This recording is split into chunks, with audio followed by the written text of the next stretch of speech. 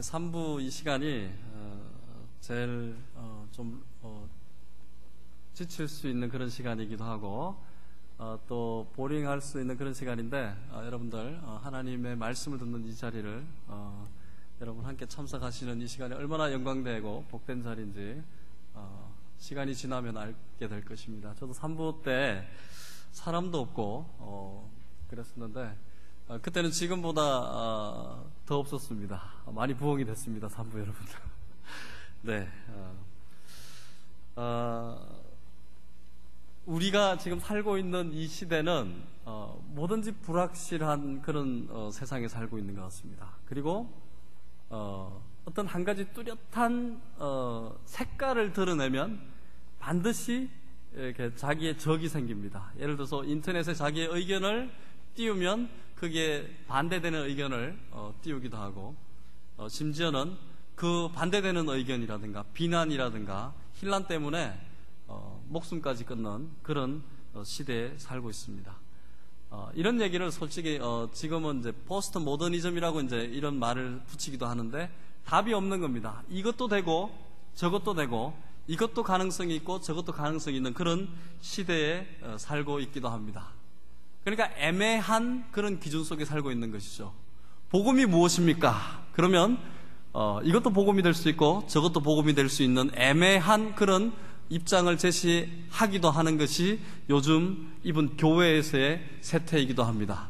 구원이 무엇입니까? 예수 그리스도에게만이 나올 수 있는 것인데도 불구하고 심지어는 조엘 오스틴이라든가 여러 가지 이런 사상적으로 성경적이지 않은 목사님들이 나와가지고 꼭 예수가 아니더라도 구원을 얻을 수 있다. 나는 모르지만 하나님은 안다. 이런 대답을 하면서 상당히 애매모호하게 그런 답을 알려주기도 합니다.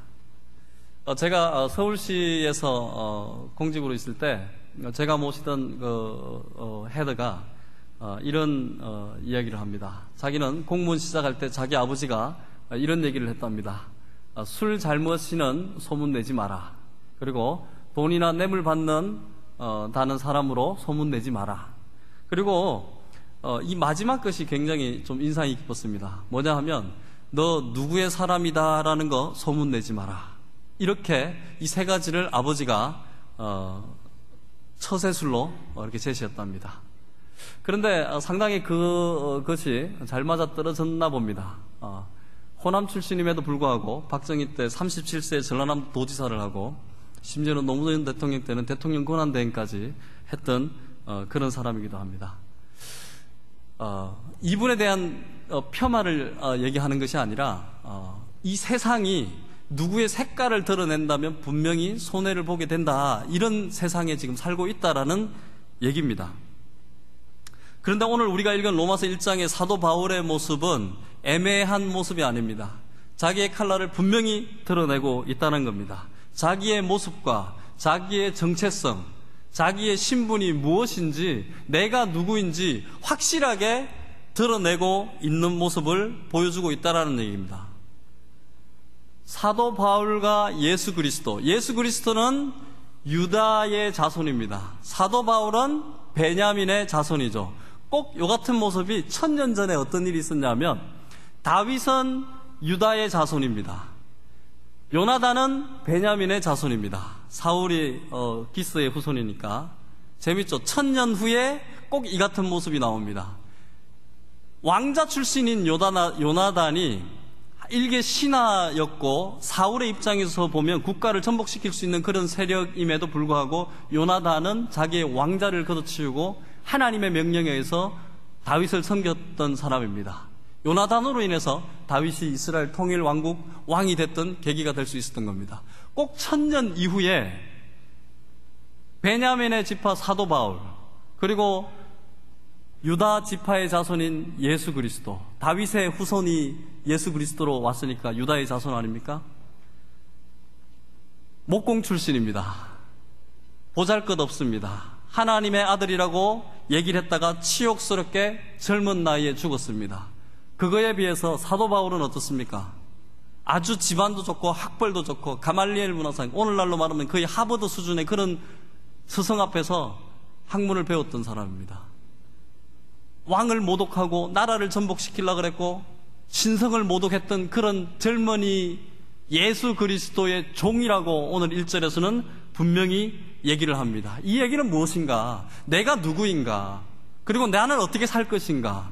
나의 모습은 무엇인가? 나의 정체성은 과연 무엇인가?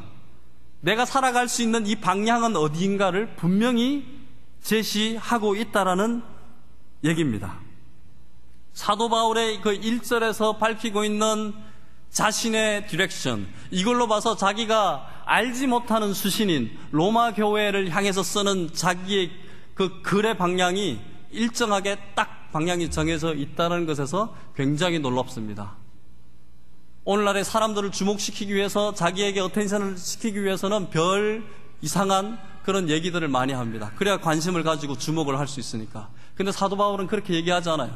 나 사도 바울 예수 그리스도의 종, 이렇게 얘기를 하고 있습니다. 얼마나 뚜렷한 자기의 정체성을 드러내고 있다는 얘기입니까? 첫째, 우리는 예수 그리스도인으로서 우리의 신분, 우리의 정체성을 분명히 하면서 살아가야 됩니다. 우리가 한국인입니까? 아니면 미국인입니까? 아니면 아시안입니까? 아니면 서양 사람입니까? 아니면 동양 사람입니까? 아니면 유럽 사람입니까?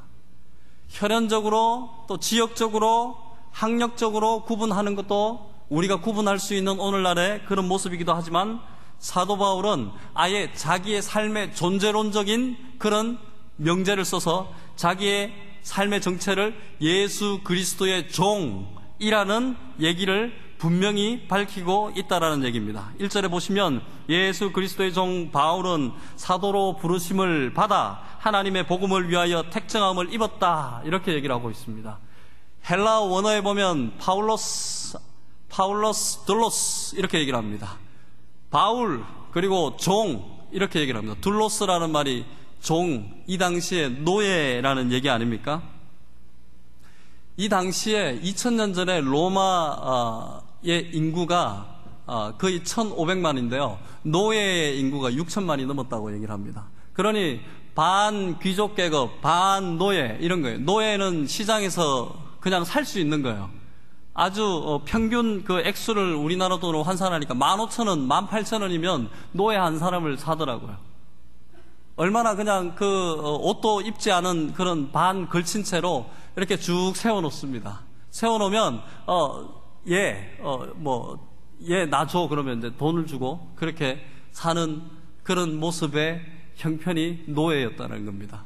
그런데 2000년 전에 자기 자신의 정체성을 그런 천한 노예의 모습으로, 종의 모습으로 자기 신분을 밝히고 있는 것은 이 사람의 마음속에 목숨을 건 열정이 있었기 때문에 그렇지 않을까, 저는 그런 생각을 해봤습니다. 케사르, 시저라는 사람, 이 사람은요, 한번 전쟁 나가면요, 한번 어떤 지역에 갔을 때 그 지역을 딱 점령을 하잖아요. 그 점령하는데 그 지역 사람이 전부 다 53,000명이에요. 53,000명을 통째로 노예 상인들한테 통째로 넘깁니다. 전쟁을 할 때, 오늘날에 대통령이 순방할 때 대통령만 가는 거 아니잖아요. 대통령 수석도 가고 비서도 가고 참모진들이 다 갑니다. 그런데 특이한 것은 오늘날에 비즈니스맨들이 쭉 따라가는 거 아세요? 대통령이 감으로 인해서 거기에서 판로를 개척하고 외교권을 행사해서 상업을 더 높이는 일을 하고 있습니다. 마찬가지입니다. 옛날 고대 전쟁에서 왕이 전쟁을 나갈 때, 그 군사 장군이 전쟁을 나갈 때 쭉 뒤에 따라가는 사람들이 뭐냐, 노예 상인들이에요. 노예 상인들이 가가지고 그 지역의 전리품으로 그 지역의 사람들을 다 산다는 얘기입니다. 그러니 그 형편없는 처참한 그런 신분의 노예의 단어를 자기에게 사용해서, 둘로스라는 말이 노예의 집결지의 섬 이름이에요. 둘로스. 그것이 헬라어로 와가지고 돌로스, 그게 종이라는 모습인데, 자기의 모습을 그런 천하고 아무도 거기에 비유하고 싶지 않은 그런 단어를 사용해가면서 자기가 그런 예수 그리스도의 종이라고 밝히고 있다라는 얘기입니다. 세상적인 논리와는 완전히 반대죠. 내가 누굽니까? 그러면 명함 한번 여러분들 받아보시는 건 명함의 공통점이 뭡니까? 어디 학교 나왔고, 어디 학위를 가졌고, 어디 유학을 했고, 어디서 공부를 했고, 어디서 일을 했고, 전부 다 자기 자신 높이는 것밖에 없지 않습니까? 오늘 세태가 그겁니다. 자기 PR 시대라고 얘기하잖아요. 자기 자신은 전부 다 잘나야 되고 자기 자신은 조금도 허물 없는 그런 모습으로 다른 사람들에게 보이기에 급급한 세대에 살고 있습니다. 그런데 2000년 전 사도 바울의 모습도 마찬가지입니다. 그렇게 살았었어야만 되는 그런 상황이었습니다. 자기가 로마 시민권자입니다. 그리고 아주 학력도 우수한 이런 사람이 그냥 천하고 아주 형편없고 아주 처참한 그런 신분을 가진 노예의 모습에다가 자기 자신을 딱 빗대는 모습이 영락없는 예수 그리스도의 진실된 마음, 진실된 종의 모습에 마음이 들어가 있다는 것을 알 수가 있습니다. 제가 지난번에 와이프 컨퍼런스 특가 하는데요. 거기 조지 부시가 왔더라고요. 텍사스 출신 아닙니까? 텍사스의 프라이드잖아요. 여기 조금만 가다 보면 조지 부시 턴파이커도 있고, 아버지도 대통령이었고, 아들도 대통령이었고, 이제 동생인 플로리다 주지사 했던 제프 부시가 이제 대통령 나설 거라고 그렇게 얘기를 하는데, 아주 하나님께 복된 그런 집안입니다. 부시 여러분들 아시죠? 40세까지 아주 알코올을 상습적으로 했고, 알코올 애딕션까지 있었고, 드러그까지 했던 그런 얘기입니다. 대통령 선거 나올 때 자기가 떳떳하게 그런 거 다 밝혔다는 거 아닙니까? 그죠? SBC, 여기 서던 베프티스트 출신입니다. 엄마도 크리스찬, 그 로라 부시도 크리스찬. 얼마나 기도를 했겠습니까? 완전히 거꾸러졌어요, 조지 부시가. 이 사람이 거기 컨퍼런스에 와서 이렇게 얘기를 합니다. 남들은 9/11 터졌을 때 내가 뭐 했는지 멍한 모습만 TV에서 보여주는데 사실은 자기가 그 당시에 그걸 듣고 침착하기 위해서 그렇게 있었다라고 얘기를 합니다. 어디 초등학교에서 책을 읽어주고 있었거든요. 그거 터졌다고 보고받았을 때 보면 대통령이 우왕좌왕하는 모습을 전 세계에 비춰주면 어떻게 되겠는가? 자기는 그 당시에 하나님만을 찾고 있었다라고 얘기를 합니다. 지금도 이 사람의 생활은 새벽 4시에 일어난다고 합니다. 4시에 일어나서 2시간 동안 성경 묵상을 한답니다. 자기 부인하고. 근데 이 생활이 대통령 끝나고 무료해서 한가해서 이렇게 하는 게 아니라 백악관 재직에서도 이렇게 똑같이 했답니다. 참모들하고. 그래서 자기가 대통령이 이기 전에 하나님의 종의 모습으로 살기 위해서 노력했다. 이렇게 얘기를 하는 모습에 저 사람은 대통령 할 만하다 이런 생각이 들었습니다. 여전히 유머 감각이 있고 여전히 아직도 열정이 넘쳐서 자기가 어떻게 하면 이런 컨퍼런스 사람 모인 데 가서 자기가 전할 수 있는 것은 예수 그리스도 복음밖에 없다고 자기는 생각한다. 그래서 자기가 하나님께서 대통령직을 2분이나 연장시켜 주시지 않았을까 그런 얘기를 하는 것을 제가 듣고 굉장히 제가 참 많은 은혜를 받은 적이 있습니다. 이 글을 쓰고 있는 사도 바울, 로마 교회 사람들요, 일면식도 없습니다. 로마 교회는 사도 바울이 세운 게 아니에요. 사도 베드로가 세웠다는 말도 있지만 아마 그랬으면 아마 편지에 사도 베드로에 대한 얘기를 했을 거예요. 개발을 내가 하노니 이렇게 했을 거예요. 그런데 16장 끝날 때까지 사도 베드로에 대한 얘기는 한마디도 없습니다. 그러므로 이 성경학자들은 오순절날 불의 혀처럼 내려왔을 때 성령 강림절날 거기 많은 각 처에서 온 사람들이 은혜를 받고 각 나라 방언으로 했던 그 사람들이 로마에 가서 교회를 세우지 않았나 그렇게 추측을 하고 있습니다. 그 모르는 사람들에게 사도 바울은 자기가 누군지 소개를 하고 있단 말입니다. 잘 모르는 사람에게 자기 자신을 소개할 때는 어떻게 습니까? 보통 그냥 자기 자신을 높이는 게 관례인데 이 사람은 분명히 자기의 존재를 그렇게 분명하게 알기 쉽게 이렇게 얘기를 한다는 얘기 아닙니까? 제가 어렸을 때 우리 동네 이장님이 계셔요. 우리 동네 이장님은요, 항상 교회를 나갑니다. 그 바쁜 농사철에도 할아버지들이 욕을 하는데도 교회를 나갑니다. 그런데 이장님의 기억 속에는, 제 기억에는 이장님이 어떻게 교회를 가는지 아세요? 항상 그 노란 봉투 안에 성경책을 넣고 갑니다. 그러니 면사무소에 회의만 끝나면 곤드레 만드레가 돼가지고 이장님이 오시는 거예요. 그래서 뭐 성경책이 논두렁에 떨어져 있을 때도 있고, 그 뭐 성경책을 제가 어떻게 알았겠습니까? 노란 봉투에 한 번은 논두렁에 떨어져 있길래 제가 주워서 이장님 집에 갖다 준 적도 있습니다. 숨기고 싶은 거예요. 그렇잖아요. 베프티즘의 뜻이 뭡니까? 사람들에게 내가 예수 그리스도를 영접했다, 믿는 자의 구원을 내가 표시하겠다라는 그런 의미도 있지 않습니까? 침례가 많은 사람들 앞에 결혼 안 해도 우리가 살 수 있지 않습니까? 침례 안 받아도 구원하고는 전혀 상관이 없어요. 그러나 내가 예수 그리스도를 나의 신랑으로 모셨다, 이걸 표시하는 거 아닙니까? 그런데 내가 신분에 나 예수 그리스도 믿는 사람이 맞나 안 맞나 할 정도의 그런 나도 헷갈리는 정도의 신분이라면 어떻게 강력하게 사람들에게 복음을 전달할 수 있겠습니까?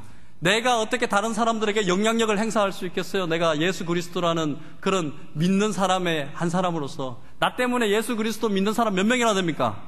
여러분들 하나님한테 대답하세요. 나 때문에 과연 예수 그리스도를 믿는 사람이 지금까지 몇 명이나 있었습니까? 사도 바울은 오늘 이 질문을 여러분들에게 하고 있는 겁니다. 두 번째, 내 삶의 목적은 항상 예수 그리스도의 방향으로 나아가야 된다는 얘기입니다. 사도 바울이 1절에서 밝혔듯이 바울은 예수 그리스도의 종으로서의 보냄받았다라는 뜻의 사도라는 말을 쓰고 있습니다.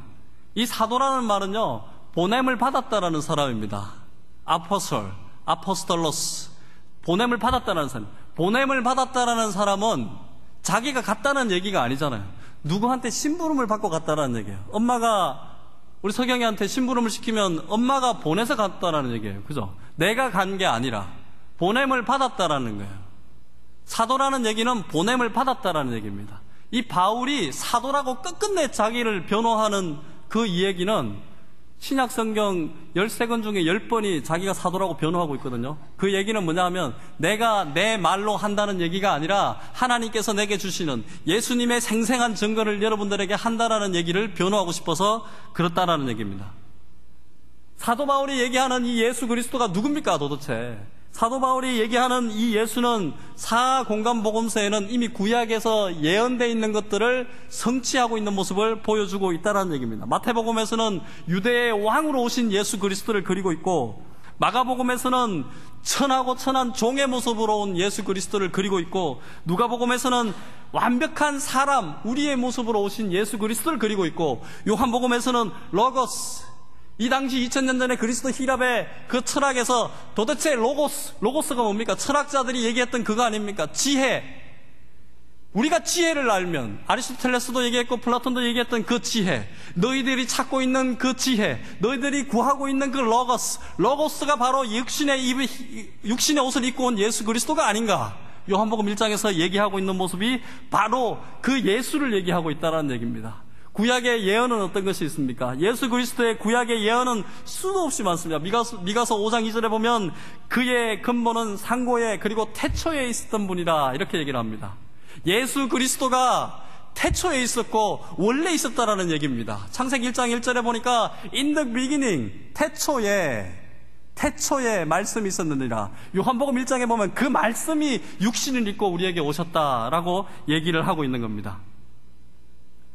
그러니까 사람들이 예수 그리스도한테 시비 걸 때 어떻게 얘기합니까? 네가 어떻게 다윗의 윗대라고 얘기를 하느냐? 너는 나이가 지금 50도 안 됐는데 어떻게 아브라함보다 네가 많다고 얘기를 하느냐? 그거에 대한 예수님께서 변론을 그렇게 하지 않습니까? 이 세상을 창조할 때 하나님과 예수님과 성령님께서 함께 창조하셨습니다. 그러므로 예수님께서는 우리의 성정을 너무 잘 알고 계시는 거죠. 하나님을 이루시는 그 예수께서 육신의 우리의 똑같은 모습을 입고 이 땅에 오셨다라는 얘기입니다. 이사야서 11장 2절에 보니까 이새의 뿌리에서 한 쌍이 나서 만민의 기호요, 열방들이 그에게로 다 모일 것이라.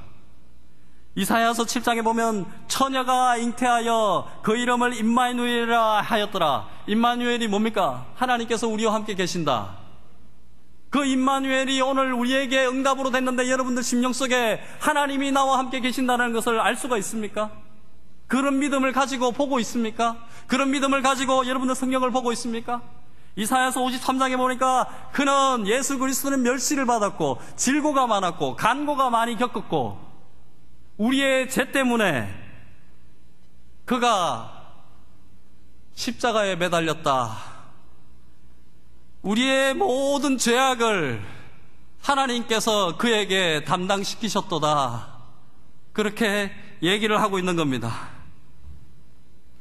바로 사도 바울은 이 예수 그리스도를 위해서 자기 인생을 바치기로 작정한 사람입니다. 한마디로 미쳤다라는 얘기입니다.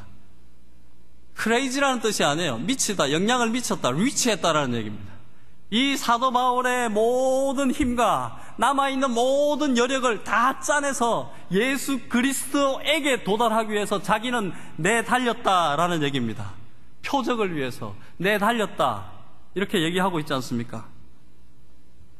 빌립보서 3장 12절 14절에 보면 오직 한 일, 즉 뒤에 있는 것은 다 잊어버리고 앞에 있는 것을 잡으려고 표대를 향하여 그리스도 예수 안에서 하나님이 위에서 부르신 부름의 상을 위하여 쫓아가느라.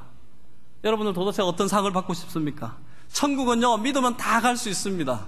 그런데 상급은 다릅니다. 그거는 예수 그리스도께서 우리에게 말씀하신 거예요. 상이 다 다르다는 얘기예요. 해의 영광도 다르고 달의 영광도 다르고 별과 별의 영광도 다 다르다고 얘기하지 않습니까? 여러분들 부르심의 상급을 생각하고 있습니까?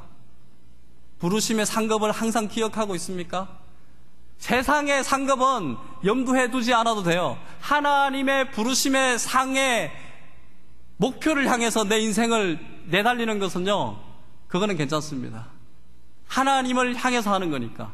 하나님을 향해서 내 생명의 열정을 바친다라는 것은 괜찮은 겁니다.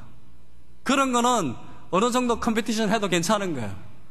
이 세상의 상급을 위해서, 명예를 위해서, 돈을 위해서, 부를 위해서, 권력을 위해서 아무리 노력을 해도 하나님과 아무 상관이 없습니다. 예수 그리스도께서 오늘날 너희가 그런 것을 많이 쌓아놨다 할지라도 오늘 이 저녁에, 헬라어 원어는 오늘 이 저녁에 at this moment, 지금 네 영혼을 하나님께서 데리고 가면 그 남아있는 것들 다 뭐가 되겠느냐? 돈뿐이겠습니까? 명예뿐이겠습니까? 부뿐이겠습니까? 다 어떻게 하시겠습니까? 하나님 앞에 여러분들의 열정을 부르심의 상급을 받기 위해서 몸부림치고 달려가고 있긴 합니까? 그래서 예수 그리스도께서 그래서 우리한테 오신 거 아닙니까? 고린도전서 9장 2절에 보면 사도 바울이 이렇게 얘기를 합니다. 다른 사람에게는 내가 사도가 아닐지라도 세상 바깥에 있는 사람들, 성경 바깥에 있는 사람들에게는 내가 그들에게는 아무 상관이 없겠지만 너희에게는 내가 사도니 나의 사도됨을 주 안에서 인친 것이니라. 예수 그리스도께서 신사도 운동이라고 오늘 벌리고 있는 그 운동하고는 다릅니다. 신사도 운동이라는 것은 자기들끼리 안수해가지고 사도가 아직도 계승되고 있다라고 얘기를 합니다. 12사도 이외에 아직도 아포스톨이 있다고 자기들끼리 얘기를 하고 있는 겁니다. 그거 말고 하나님께서 여러분들의 부르신, 여러분들에게 주신 그 소명, 여러분들에게 주신 그 목적, 그 방향에 합당하게 여러분들이 응하고 달려가고 있냐, 이 말입니다. 하나님께서 내게 은혜를 주시고 하나님께서 내게 심부름을 시키실 때 분명히 내 심령에는 목적이 생기고 비전이 생기고 소명이 생깁니다. 이상하죠? 그때는 내 인생이 내 목적과 내 비전과 내 소명을 끌고 가는 것 같죠? 실제로는 그렇지 않습니다, 여러분들.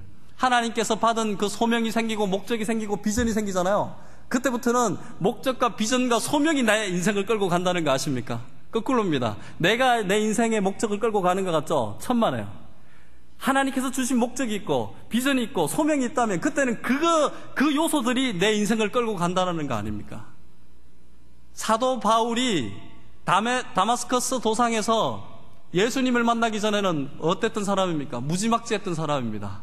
그 갈릴리 이스라엘 그 땅에서만 핍박하면 되지, 다마스커스, 거기는 유럽 가는데요. 다마스커스 유럽으로 올라가는 그 길입니다. 그까지 가가지고 예수 믿는 사람들 잡아다가 끌어당긴다는 그 역할을 했던 사람이에요. 그 얼마나 열정이 셌던 사람이에요. 자기가 그때는 율법에 의해서 자기 힘으로 그들을 다 제압하려고 그랬던 사람이에요. 근데 다메섹 도상에서 예수 그리스도를 만나고, 누굽니까? 네가 핍박하는 예수 그리스도니라. 그때 예수 그리스도를 만나고 나서 이방인들에 대한 소명을 받고 나서 그때부터는 하나님께서 주신 그 비전과 소명과 목적이 사도 바울을 이끌고 간다는 것을 우리가 잘 볼 수 있지 않습니까? 베세도 총독, 벨릭스 총독, 로마 황제 네로 앞에까지 조금도 굴하지 않고 그는 복음을 위해서 전파를 했고, 조금도 꿀림없이 자기가 사도 바울이라는 것을 항변을 했고, 조금도 굴하지 않고 예수 그리스도를 증거했던 사람입니다. 오죽했으면 베스도 총독이 너 가이사한테 수 안 했으면 너 살았을 텐데 이렇게까지 얘기를 합니다. 가이사한테 이미 수를 하면요, 거기 1년 번호가 붙어가지고 그 사람은 그 수를 취소할 수가 없어요. 캐사르 악볼륨 해가지고 그 넘버가 다 지정이 됩니다. 그러니까 이 사람이 로마에 끌려가지 않습니까? 취소하죠. 로마 시민권자였고 이 사람이 그다시 그렇게 나쁜 짓을 한 것이 아니라는 것이 거의 증명이 됐기 때문에 안 가도 되는 거예요. 근데 이미 자기는 로마로 가야 했고 자기가 황제 케사르에게 소를 했기 때문에 가야 됩니다. 가는 도중에 멜리드섬 추장 그 버블리오 집안을 전부 다 전도했죠. 가는 도중에 선원들이 전부 다 하나님의 복음을 받아들였죠. 로마에 가서는요, 병사들이 1년 교대를 하고 있는 그 병사들이 전부 다 복음을 전했죠. 그 후로 100년 뒤에 어떤 일이 일어났습니까? 로마에서는 컨스탄틴 황제, 옥타비아스 황제, 로마를 정식 종교로 인정하게 되는 그 역사가 어디서 일어나겠습니까? 그 고급 장교들, 사도 바울 그 초급 장교들, 고급 장교들 보초 서면서 서로 가려고 그랬어요. 사도 바울한테. 그 복음을 듣기 위해서. 성령님께서 함께 역사하시는 그 복음을 듣기 위해서 너도 나도 할 것 없이 내가 먼저 갈 거야 라고 그렇게 근무교대를 섰다라는 얘기가 있습니다. 사도 바울은 그때는 죄수의 신분이지만 자기가 전도하러 다니지 않았어요. 그때는 로마의 초급 장교들, 병사들이, 하사관들이 전부 다 와가지고 자기의 복음을 듣고 그 로마를 변화시키는 역사적인 그 초석을 만들어놨다는 거예요. 목적과 소명이 있기 때문에 사도 바울을 인생을 끌고 간 겁니다. 여러분들 목적과 소명이 어디에 있습니까? 여러분들 목적과 소명을 하나님한테 그걸 받고 세운다면 그때부터는 목적과 소명이 여러분들의 인생을 끌고 간다는 거 아닙니까? 곤충학자 파브로 아시죠? 파브로. 굉장히 유명한 어린이 책에도 나오는 그런 사람. 이 사람이 가만히 그 곤충들을 관찰해 보니까 이 날파리들이요 계속 도는 겁니다. 오래 사는 날파리는 6일, 7일, 짧게 사는 경우는 뭐 하루살이지만 이틀 정도는 사는데 계속 뱅글뱅글 돈답니다. 이걸 가만히 관찰하니까 이 곤충들이 계속 앞에 주위에 있는 곤충들을 향해서, 자기 동료들을 향해서 계속 돌고 있다는 거예요. 서로 돌고 있는데 이 곤충들이 지쳐서 죽느냐? 그렇지 않다는 거예요. 계속 향방 없이, 목적 없이 계속 뱅글뱅글 돌다가 결국 조사를 해보니까 굶어서 다 죽더라는 얘기 아니에요. 재밌지 않습니까? 마치 우리가 목적도 없고 향방도 없고 그때그때 닥쳐서 우리의 인생을 살게 되면요, 영적으로 우리가 갈급해지고 고갈되어지고 남은 것이 하나도 없는 그런 미라 같은 인생을 살기 때문에 우리가 죽어버리는 겁니다. 우리가 자살하게 되는 겁니다. 하나님 없는 인생이 얼마나 서글프고 비참한 건지 아십니까? 북한에 끌려갔던 미국인 그 선박들 1953년도에 거기 보면요, 거기에 억류되어 있는 3개월 동안 예수 그리스도를 찬양할 수 없었고 성경을 볼 수 없을 그때가 자기들은 살아있는 지옥이었다라고 간증하고 있습니다. 이 미국이 얼마나 풍요롭습니까? 이 미국이 얼마나 성경을 마음대로 살 수 있습니까? 거의 2만 원, 3만 원이면 성경책 하나 사지 않습니까? 체코슬로바키아에 가면 그런 간증하는 얘기를 들었습니다. 어떤 할아버지가 로마서 앞페이지 1장도 다 안 끝나는 그 앞페이지 찢어진 거를 가지고 자기는 20년 동안 은혜를 받고 살았다고 얘기를 합니다. 그래서 김요석 목사님이라는 그분이 성경책을 들고 가니까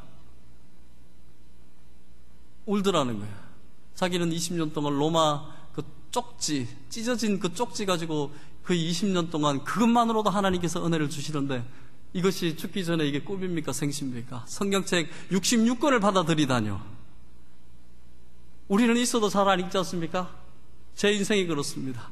풍요롭고 풍부하고 갈급하지 않을 때는 하나님이 멀리 되는 것 같습니다. 그저 하나님 필요 없는 것 같기도 합니다. 그런데 나도 모르게 영적인 것은 하나님을 멀어질수록 내 인생과 목적과 향방과 디렉션이 희미해진다는 것을 우리가 알아야 됩니다. 우리가 늘 겪는 그런 모습이기도 합니다. 목적 있는 사람은 하나님께서 반드시 사용합니다. 하나님께서 주신 목적이 있다면 반드시 하나님께서 동행하시기 때문에 그렇습니다. 나의 목적이 무엇입니까? 나의 비전이 무엇입니까? 문제는 무엇인 줄 압니까? 여러분들 포기하는 겁니다. 문제는 뭔지 아십니까? 여러분들 좌절하고 낭망하고 실망하고 일어서지 않는 것이 문제입니다. 하나님께서 이루시는 것은 시간이 필요합니다. 하나님의 시간 안으로 들어가셔야 돼요. 이 세상의 시간은 크로노스입니다. 크로노스. 이 히브리 사람들은 크로노스하고 카이로스라는 시간 개념을 구분합니다. 카이로스는요, 하나님의 시간 안으로 들어가야 되는 거예요, 여러분들이. 하나님의 시간 안으로 들어갈 때 우리의 인생이 바뀐다는 겁니다. 왜 응답이 안 됩니까, 하나님? 왜 내 인생이 이렇습니까? 왜 사업이 이렇습니까? 왜 우리 가정은 이렇습니까?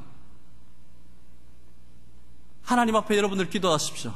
기도하라는 것은 율법적인 행위가 아닙니다. 기도하는 것은 하나님 안으로 들어가는 겁니다. 내가 너희 안에, 너희가 내 안에, 내가 하나님 안에.